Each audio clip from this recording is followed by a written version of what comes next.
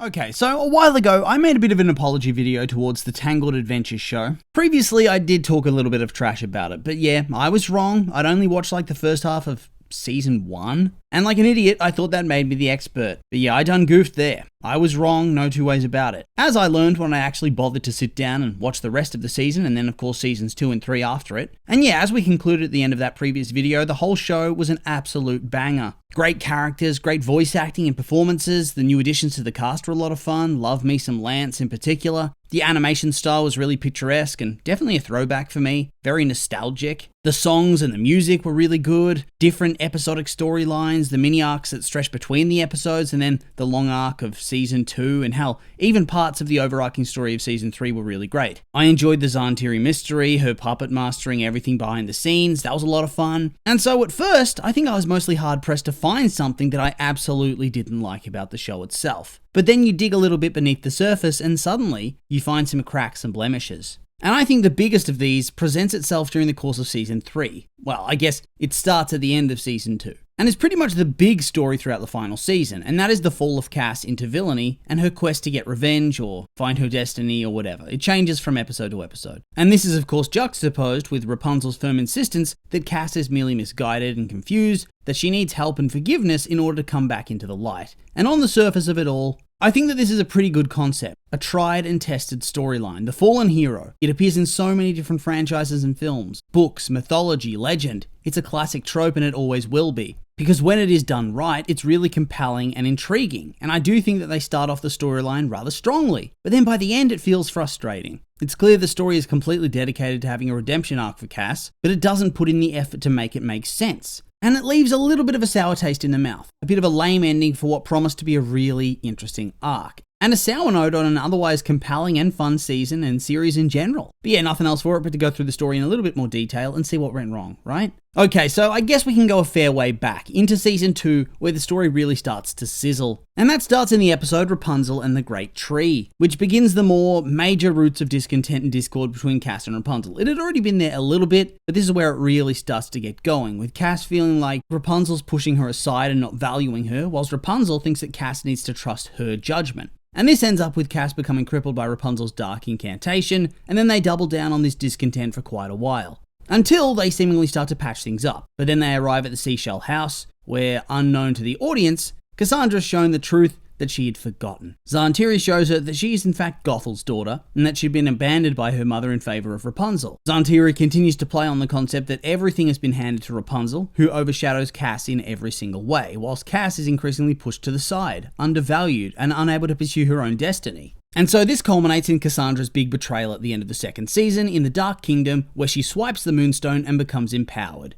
Empowered with blue hair. Ooh, spooky. Although, the hair doesn't seem to have any powers at all, so she can just control the rocks, which, I don't know, feels a little bit cheap, because can't Rapunzel also control the rocks somewhat? So what's the point of the Moonstone then? No cool special exclusive powers? I mean, she has that song for the rocks, but Moonstone's lame. But yeah, that's just a side tangent. Back to the main story. She betrays Rapunzel, fights her a little bit, sort of risks her life, but not too much, just a little bit. And then she goes off alone whilst Rapunzel and co head back to Corona, and they do their thing for 11 episodes? A lot of Rapunzel's storylines here are just minor episodic ones, combined with her learning to be queen and helping her parents regain their memories after they'd fallen victim to a coup and had their minds wiped. And whilst this is going on, we occasionally cut back to Cassandra and Zantiri, where Cass is training with her rocks to fulfill her destiny and whatnot. I mean, we do hear about her dropping rocks on her dad that one time. Whoops, guess we'll brush over that one. But yeah, whilst Cass is doing that, Rapunzel's going full steam ahead on the forgive Cass bandwagon. She still thinks she can be saved, that she can be forgiven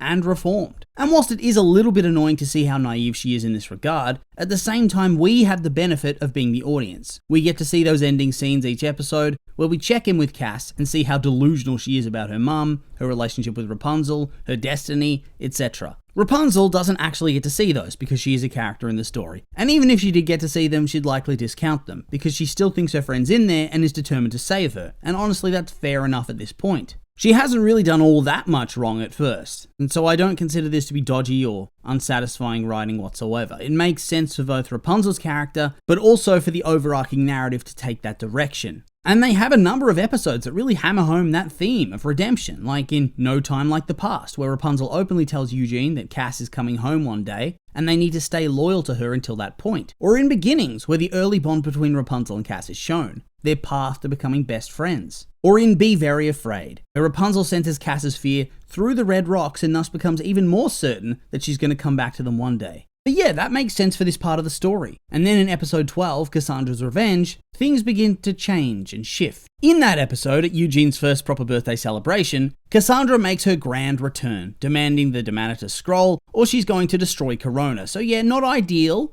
She goes on to attack them later on in the episode where she's trying to kidnap Varian, and honestly, she almost kills them. And then again, at the battle at her new evil castle that she erected at Mother Gothel's old tower, she attacks her former friends and allies, she talks shit, and she seems to have no remorse or hesitation. We see this again in the next episode, Race to the Spire. It's pronounced spire. It comes from spira. It's Latin, which is another language that I actually speak. Where she kidnaps Calliope and holds her hostage alongside Zantiri, with the threat of her death forcing Rapunzel to hand over the mine trap, which in turn allows her to possess the members of the Brotherhood and turn them into her personal mindless warriors. Not so friendly. And at this point, Rapunzel is still heavily beating the drum of, Cass, I really need to help Cass, blah blah blah. Cass, let's pick flowers and dance and sing. Trust me, you're not evil. It's all good. Which is when we come to A Tale of Two Sisters, which is pretty much Rapunzel and Cass getting locked in Gothel's secret lair together and needing to work together to free themselves and survive. And hey, it actually looks like Rapunzel was right. All of her denial has paid off big time because the two have started to be able to work together and somewhat bond again, taking those first tentative steps towards rekindling their friendship and fixing things between them,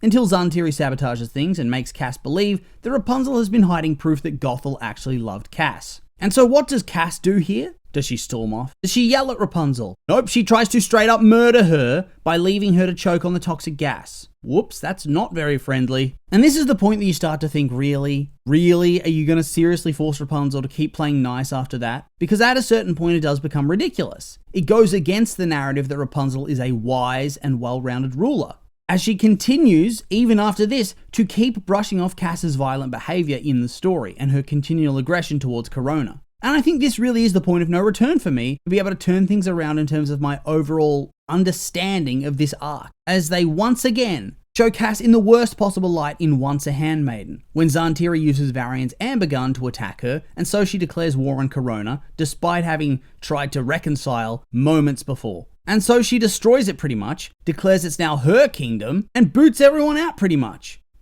For me, this is beyond the point of no return, far beyond it. And even for Rapunzel, it seems a step too far, because this gives her the incentive to fight back, but it still comes too late to save the arc. The arc is already compromised, it's way too late. We've had episodes being like, really girl? Seriously? Especially since the whole season has been an exercise in proving how far Rapunzel has come, and showing how good of a ruler she's going to end up being, but I think the story with Cass actually contradicts it, as it takes until the point of the actual castle being sacked and destroyed for her to realize just how far Cass has gone, and cause her to actually fight her one-on-one. But things that didn't lead to that are Cass repeatedly hurting Rapunzel's friends and loved ones, and even just the citizens of Corona. But even then, this battle between them is clearly being framed as a bad thing, a mistake, because this is how Zantiri steals the sun drop in the Moonstone and comes to power. And then they do this last-minute half-baked redemption for Cass where she briefly gives up her life to save Zantiri and then is resurrected, and she just gets off scot-free.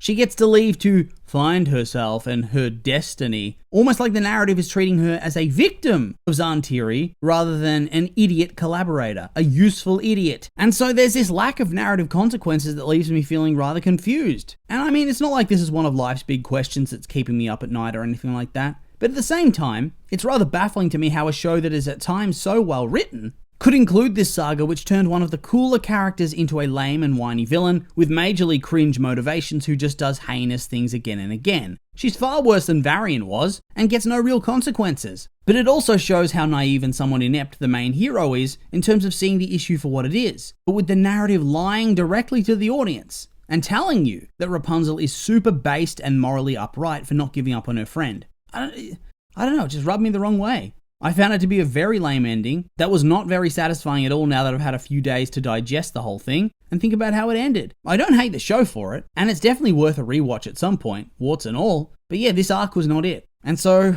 yeah, not much else to say beyond that. And so I would like to remind you that these have just been my opinions, and now I'd like to hear yours. What do you think of Cass's villain arc? Are you with me? It's kind of bad. Or maybe you disagree completely. Maybe you think I'm taking it out of context, out of proportion. Who knows? I'm curious for your thoughts, so make sure to like, comment, and subscribe, and let me know.